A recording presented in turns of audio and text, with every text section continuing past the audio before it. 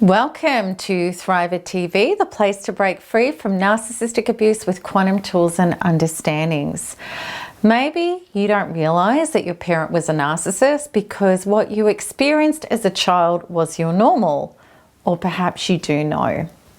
And truly it can be terribly devastating for those of you who did suffer a narcissistic parent, and my heart goes out to you if that's you.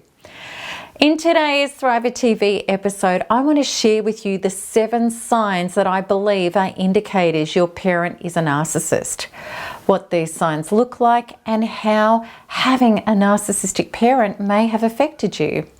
And then at the end of this episode, I also want to share with you hope, and knowing that even if abuse is all that you've ever known, you can heal from this.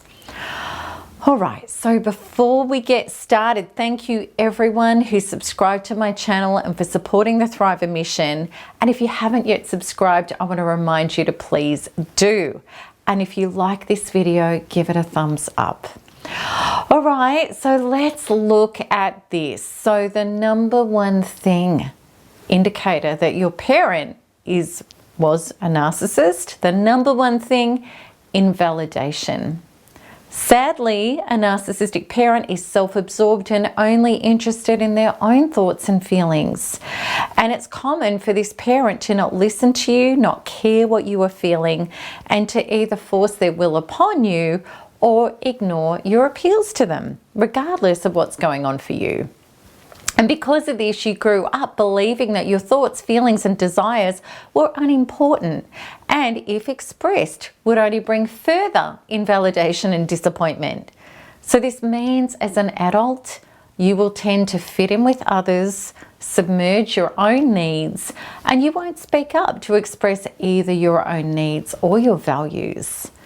Maybe you found it extremely difficult to even know what your values and your needs are. The second thing, number 2, instability. Narcissistic instability means that one minute your parent could be engulfing and fawning over you, and the next they're triggered, angered, and even verbally or physically violent, and certainly emotionally malicious.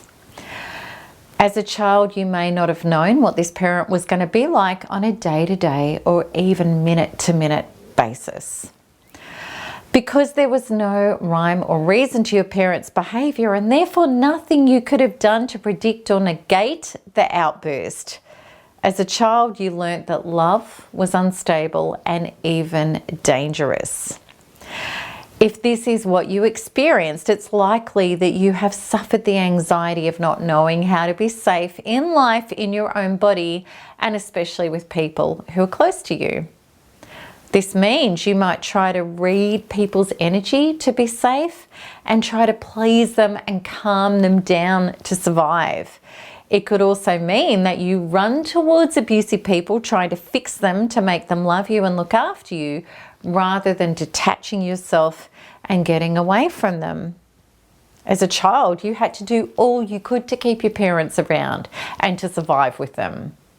Number 3 is exploitation. Commonly, a narcissistic parent will use a capable or attractive child to further their own cause of getting narcissistic supply. And rather than wanting their child to succeed for the child's sake, the parent makes it all about themselves, the fulfillment of their own ego, complete with the admiration and envy of others. Often a child will be pushed into a direction with huge demands and pressure that the child may not necessarily want to do or perform. This child is the golden child who receives a ton of attention and energy, but it's not always positive attention and energy, and is being exploited for the narcissist's own need to feel significant.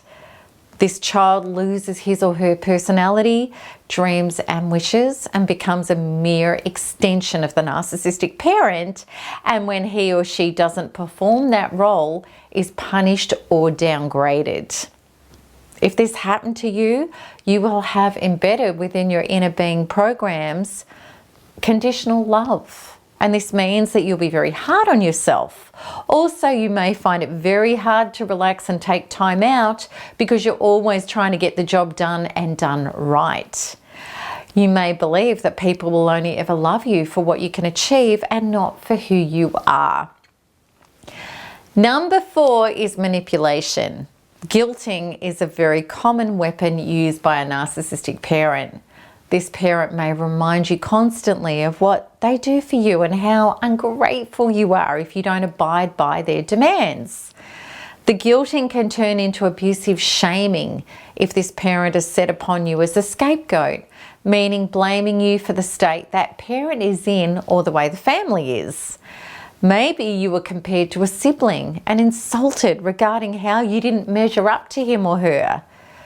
This will cause the adult you to be susceptible to being blamed for others' problems, which they refuse to take responsibility for themselves. You may also find yourself taking the blame, feeling shameful and guilty, and trying to fix things that are not your fault. Number 5 is neglect. The neglect of a narcissistic parent can come in many different shapes and forms. Common are the ignoring of the needs of their children, emotional, mental, physical, and spiritual.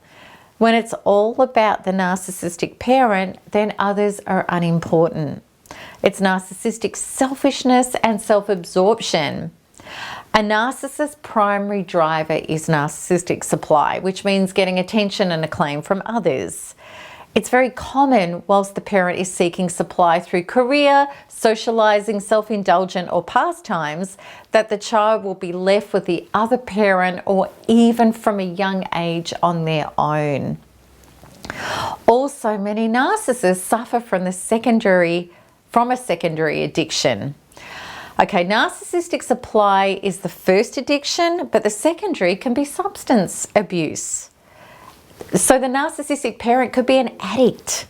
Addicts are unavailable parent. Narcissistic addicts are doubly so. They're totally unavailable. If this was your plight, then you learned from an early age that your life was up to you. You found it difficult to trust others and let them in. You may struggle to delegate, let people get close to you, or play team with others. You most likely hold the belief it's always up to me, others don't support me.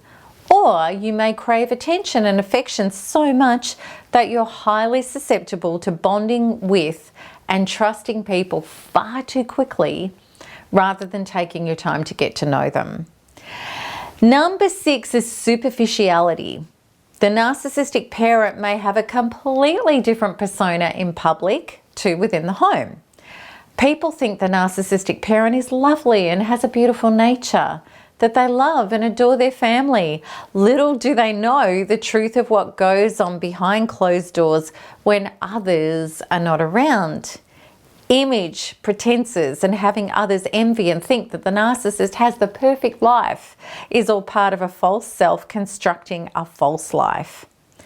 If you experience this as a child, you may be hard on yourself regarding how you appear to others and believe that people will only accept you if you're perfect. You will have gone through the devastation of being treated like an object so as to present a perfect image rather than a blood, flesh and soul human being with feelings. You may get into relationships with people who objectify you, and you may even do this to yourself rather than connect to your own true feelings and needs. Number 7 is control.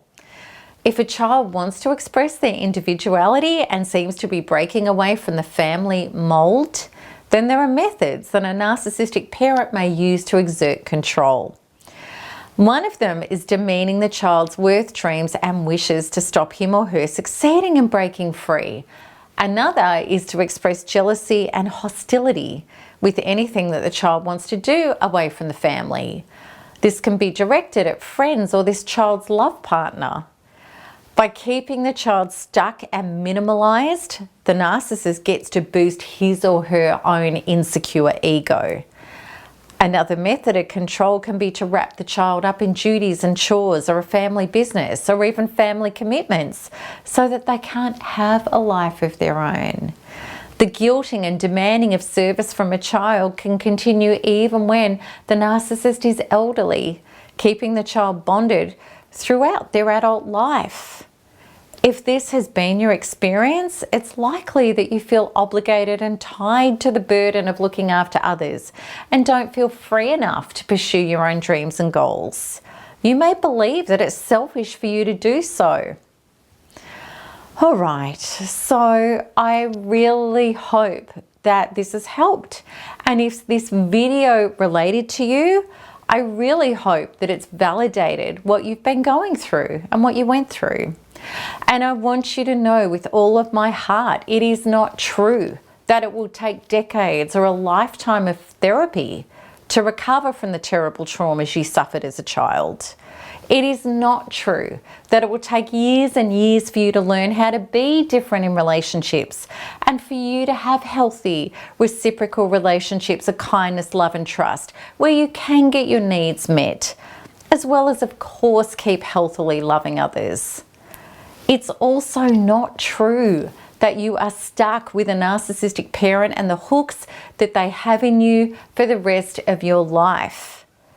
If this has been your struggle, please come with me and let me show you how you can break free in the fastest, most guilt-free and direct way that you could have possibly have ever known. I promise you it is possible. And today I can help you get started by clicking the link at the top right of this video. And if you want to see more of my videos, please subscribe so that you'll be notified as soon as each new one is released. And if you liked this, click like. And also please share with your communities of people you know have had narcissistic parents so that they can awaken and heal as well. And as always, I'm greatly looking forward to answering your comments and your questions below.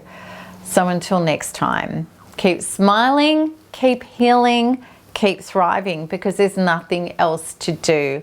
Lots of love. Bye-bye.